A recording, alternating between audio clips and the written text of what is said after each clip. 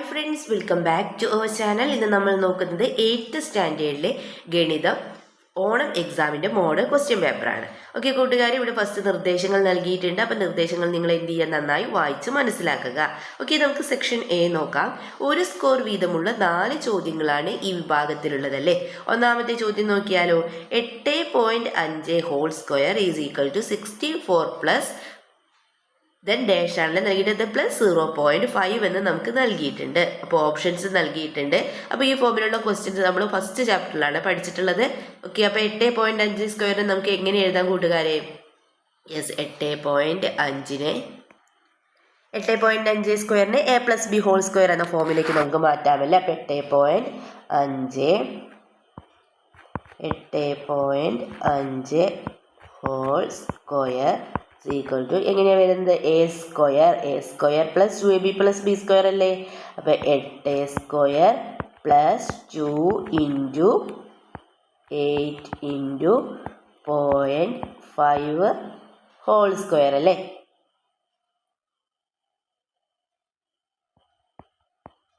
Plus എന്താണ് B square ഇല്ലേ. അപ്പം 0.5 ഹോൾ സ്ക്വയർ. ഓക്കെ, ഇനി നമുക്ക് കണ്ടെത്താം. നമുക്കറിയാം 8a സ്ക്വയർ എവിടെയുള്ള ഭാഗമാണ്? ഈ ഒരു ഭാഗമാണ് നമുക്ക് കണ്ടെത്തേണ്ടത് അല്ലേ. ഇവിടെ നോക്കൂ, 8a സ്ക്വയർ ആയത് 64 ഉണ്ട്. ദെൻ ഡാഷ് 0.5 0.5 ഹോൾ സ്ക്വയർ എത്രയാണ്? 0.25 ആണ്. അപ്പോൾ ഈ ഒരു ഭാഗമാണ് ഇനി നമുക്ക് കണ്ടെത്തേണ്ടത്. അപ്പോൾ 2നെ 8 കൊണ്ട് ഗുണിച്ച് നോക്കൂ, 16 അല്ലേ. 16നെ 5 കൊണ്ട് ഗുണിച്ചാൽ എത്രയാണ് കിട്ടുന്നത് നമുക്ക്? 80 അല്ലേ. അല്ലെങ്കിൽ എളുപ്പത്തിൽ നമുക്ക് എന്ത് ചെയ്യാം? 2 ഇൻറ്റു 5 എത്രയാണ്? യെസ്, 2 ഇൻറ്റു 5 10, ദെൻ 10 ഇൻറ്റു 8 80 എന്ന് കിട്ടിയല്ലേ. അപ്പോൾ 80 ആണ് നമുക്ക് കിട്ടുന്നത്. 80 എന്ന് അങ്ങനെ എഴുതാൻ പറ്റുമോ? ഇല്ലല്ലേ, പോയിന്റ് ഇടണം അല്ലേ. എത്ര സ്ഥാനം കഴിഞ്ഞിട്ടാണ്? ഒരു സ്ഥാനം കഴിഞ്ഞിട്ടല്ലേ പോയിന്റ് ഇട്ട് കൊടുക്കേണ്ടത്. അപ്പോൾ 8.0. അപ്പോൾ എത്രയാണ് ആൻസർ? അതെ, 8 ആണല്ലേ ആൻസർ വരുന്നത്. ഓക്കെ, ഇത് നെക്സ്റ്റ് ക്വസ്റ്റ്യൻ നോക്കാം നമുക്ക്. ഒരു ത്രികോണത്തിന്റെ ഏത് 3 അളവുകൾ മറ്റൊരു ത്രികോണത്തിന്റെ അതേ അളവുകൾക്ക് തുല്യമായാലാണ് മറ്റു 3 അളവുകൾ തുല്യമാവുക എന്നാണല്ലേ ചോദിച്ചിട്ടുള്ളത്. 3 വശങ്ങൾ, 2 വശങ്ങളിൽ ഏതെങ്കിലും ഒരു കോണും ഒരു വശവും ഏതെങ്കിലും 2 കോണുകളും 3 കോണുകളും. ഏതായിരിക്കും കൂട്ടുകാരെ ആൻസർ? 3 വശങ്ങളാണല്ലോ. അതായത് ഒരു ത്രികോണത്തിലെ ഏത് 3 അളവുകൾ മറ്റൊരു ത്രികോണത്തിലെ അതേ അളവുകൾക്ക് തുല്യമായാലാണ് മറ്റു 3 അളവുകൾ തുല്യമാവുക. അപ്പോൾ 3 വശങ്ങളുടെ അളവുകളാണല്ലേ തുല്യമാവേണ്ടത്. ഏതാണ് ആൻസർ? എന്താണ്? ഓപ്ഷൻ എ, 3 വശങ്ങൾ. ഓക്കെ, നെക്സ്റ്റ് ക്വസ്റ്റ്യൻ നോക്കാം നമുക്ക്. ചുവടെയുള്ള പ്രസ്താവനകൾ നോക്കുക. പ്രസ്താവന എ എന്താ കൊടുത്തിട്ടുള്ളത്? ഒരു പഞ്ചഭുജത്തിന്റെ അകക്കോണുകളുടെ തുക എന്ന് പറയുന്നത് 540 ഡിഗ്രിയാണെന്ന് പറയുന്നുണ്ട് അല്ലേ. ദെൻ പ്രസ്താവന ബി, ത്രികോണത്തിന്റെ അകക്കോണുകളുടെ തുക 180 ഡിഗ്രിയാണ്.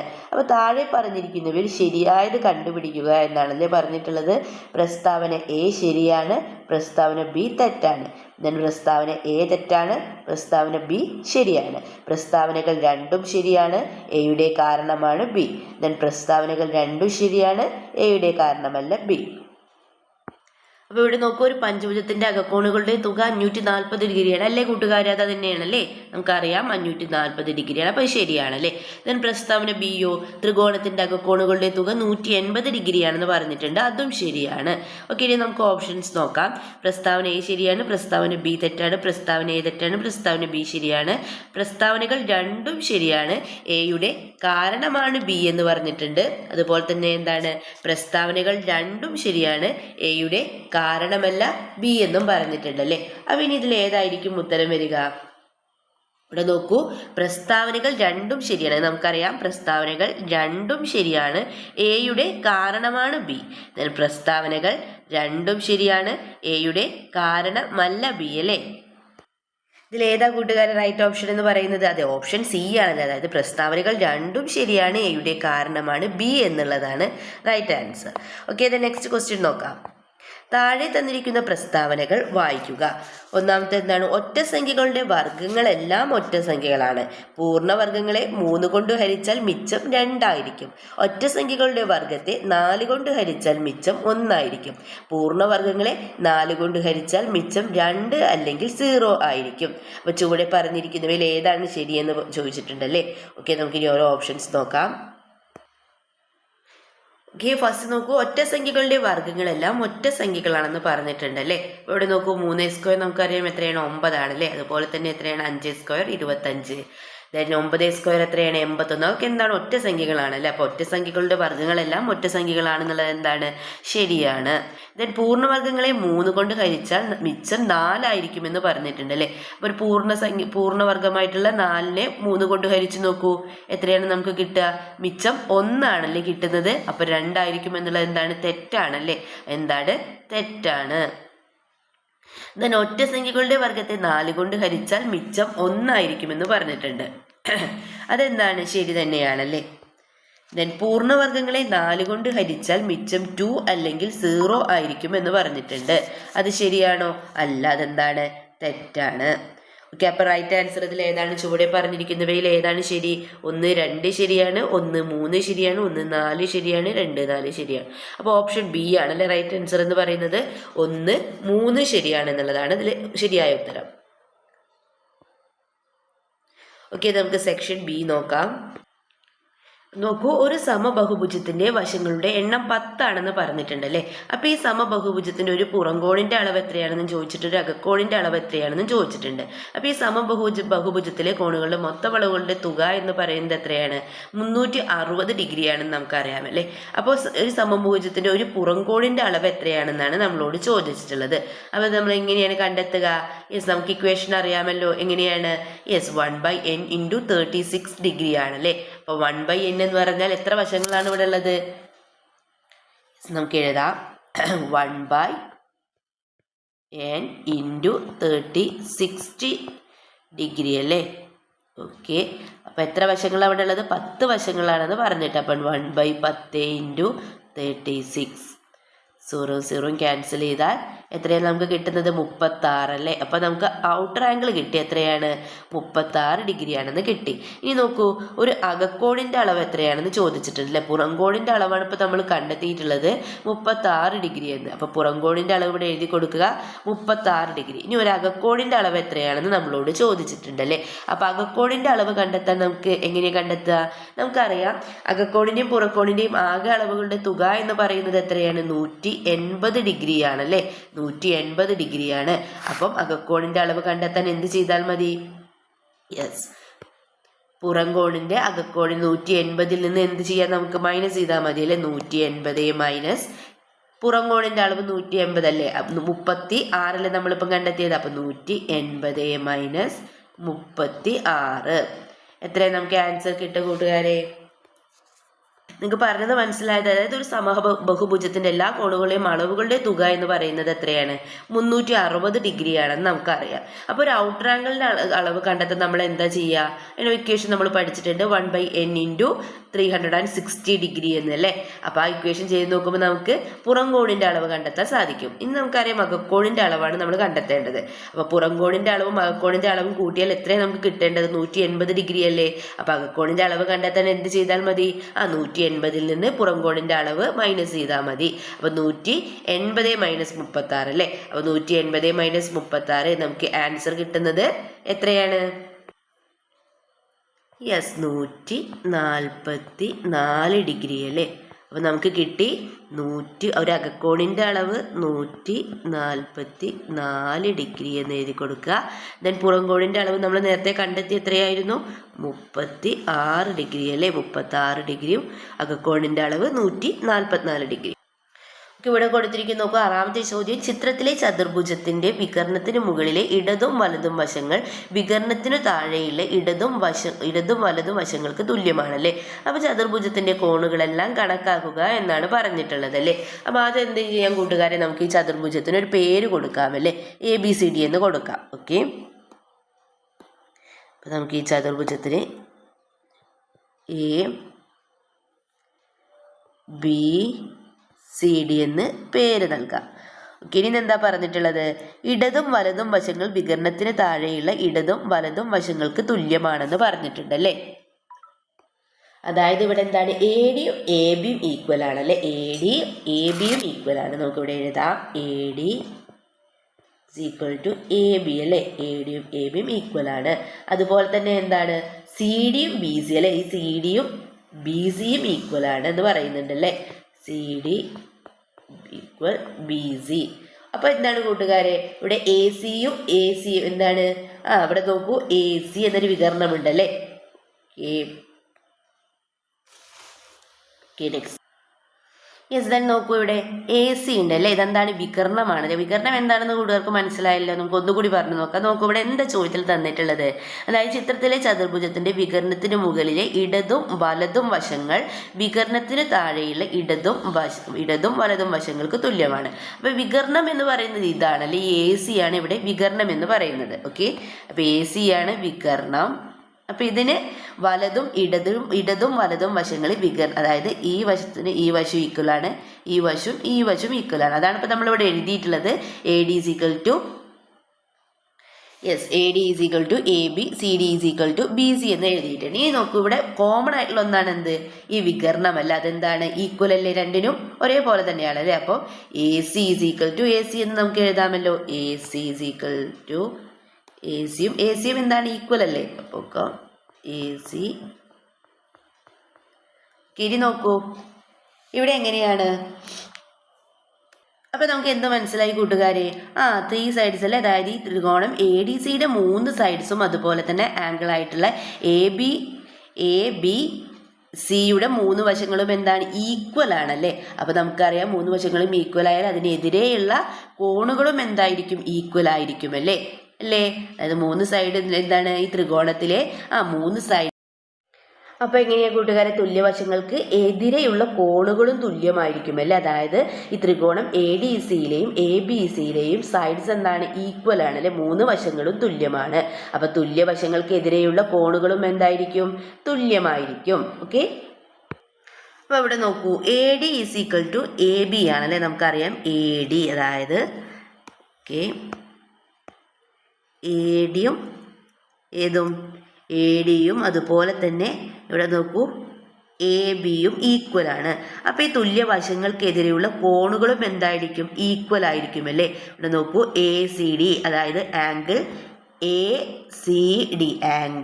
ACD, ഈ ഒരു ആംഗിൾ ആണ് അല്ലേ, ആംഗിൾ ACD.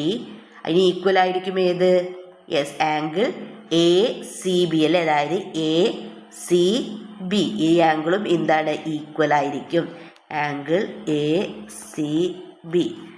അപ്പൊ നമുക്ക് അറിയാം CD എത്രയാണ് ആംഗിൾ വരുന്നത്, അപ്പൊ 30 ഡിഗ്രി ആണ് അല്ലേ. ഇവിടെ നോക്കൂ, ACBയുടെ അളവ് എത്രയാണ് നമുക്കറിയാം, ACB എത്രയാണ്, 30 ഡിഗ്രി ആണ്. അപ്പൊ ACD എത്രയായിരിക്കും, 30. അതായത് ഇതും എന്തായിരിക്കും, 30 ഡിഗ്രി ആയിരിക്കും. മനസ്സിലായോ. അതായത് നമുക്കറിയാം ഇവിടെ തുല്യവശങ്ങളാണല്ലേ. എന്താണ്, ADയും ABയും ഈക്വൽ ആണ്. അതായത് ഈ വശവും അതുപോലെ തന്നെ ഈ വശവും ഈക്വൽ ആണ്. അപ്പൊ ഈ 2 വശങ്ങൾക്കെതിരെയുള്ള കോണുകളും എന്തായിരിക്കും, ഈക്വൽ ആയിരിക്കും അല്ലെ. ഓപ്പോസിറ്റ് ആംഗിൾസും എന്തായിരിക്കും, ഈക്വൽ ആയിരിക്കും. അപ്പൊ ഈ ആംഗിൾ 30 ആകുമ്പോൾ ഇതിന് ഓപ്പോസിറ്റ് എതിരെയുള്ള ഈ ആംഗിളും എത്ര തന്നെയായിരിക്കും, 30 ഡിഗ്രി ആയിരിക്കും. അതായത് ആംഗിൾ ACDയും ആംഗിൾ ACBയും ഈക്വൽ ആയിരിക്കും. അപ്പൊ നമുക്കിവിടെ ആംഗിൾ ACB 30 ഡിഗ്രിയാണ് നൽകിയിട്ടുണ്ട്. അപ്പോൾ കോൺ ACDയും എത്രയായിരിക്കും, 30 ഡിഗ്രി തന്നെ ആയിരിക്കും. ഓക്കെ, ഇത് നെക്സ്റ്റ് നോക്കൂ.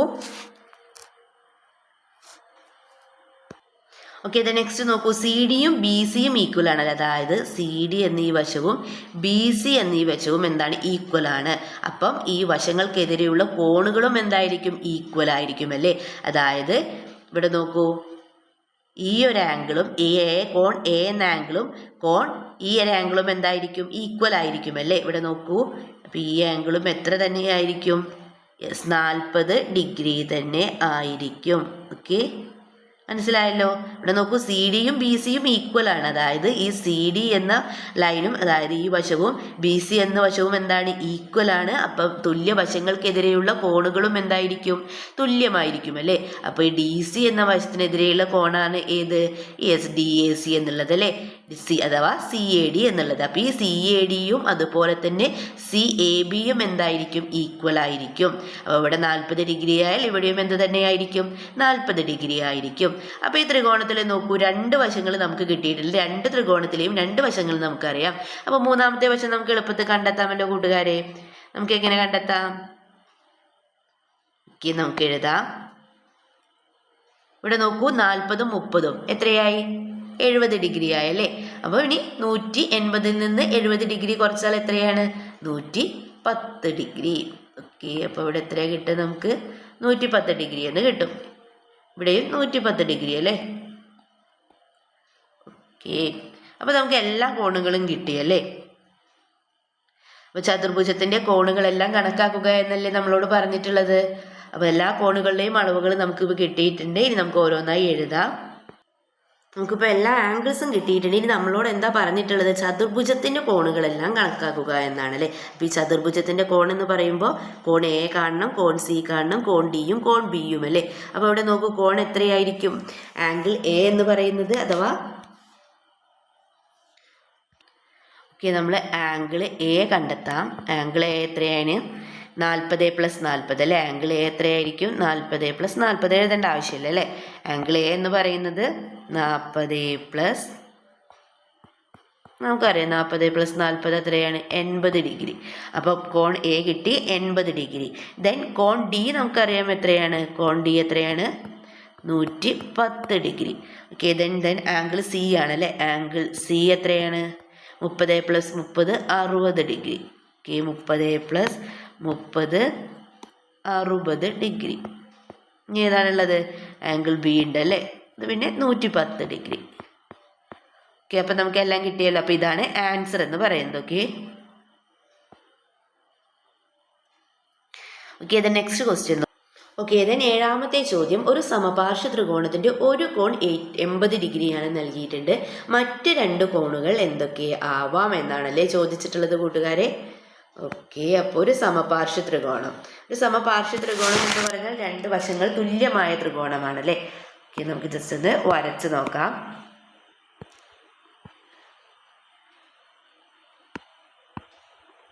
ഓക്കെ, നമുക്ക് വരച്ച് നോക്കാം. ജസ്റ്റ് ഇവിടെ വരയ്ക്കുന്നുള്ളൂ. ഇതൊരു ത്രികോണം. അതിന് നമുക്ക് എന്ത് പേര് നൽകാം അല്ലേ, ABCD എന്ന് നൽകാം. ABC എന്ന് പേര് കൊടുക്കാം. ഇതേ നമ്മളോട് എന്താ പറഞ്ഞിട്ടുള്ളത്, ഒരു സമപാർശ്വ ത്രികോണം ആകുമ്പോൾ നമുക്കറിയാം 2 വശങ്ങളും ഈക്വൽ ആവും അല്ലേ. അപ്പോൾ ഈ 2 വശങ്ങളുടെ കോണുകളും 2 വശങ്ങളും ഈക്വൽ ആയാൽ എന്താണ്, 2 കോണുകളും ഈക്വൽ ആയിരിക്കും അല്ലേ. ഇവിടെ നമുക്ക് നൽകിയിട്ടുണ്ട് എത്രയാണ്, ഒരു കോണ് 80 ഡിഗ്രിയാണെന്ന് നൽകിയിട്ടുണ്ട്. ഒരു കോൺ 80 ഡിഗ്രി ആയാൽ മറ്റ് 2 കോണുകളും എന്തായിരിക്കും, ഈക്വൽ ആയിരിക്കും അല്ലേ.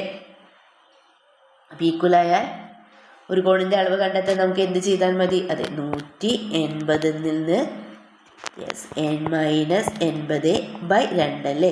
180 നിന്ന് 80 കുറച്ചാൽ 100, 100/2 എത്രയാണ് നമുക്ക് ആൻസർ കിട്ടുന്നത്, അതെ 50. അപ്പോൾ ഈ 2 കോണും എത്രയായിരിക്കും 50 ഡിഗ്രിയും 50 അല്ലേ. മറ്റ് 2 കോണുകളുടെ നമുക്ക് കണ്ടെത്തിയാലോ എത്രയായിരിക്കും 50ഉം 50ഉം അല്ലേ. ഓക്കെ, അപ്പോൾ ആൻസർ എഴുതാം.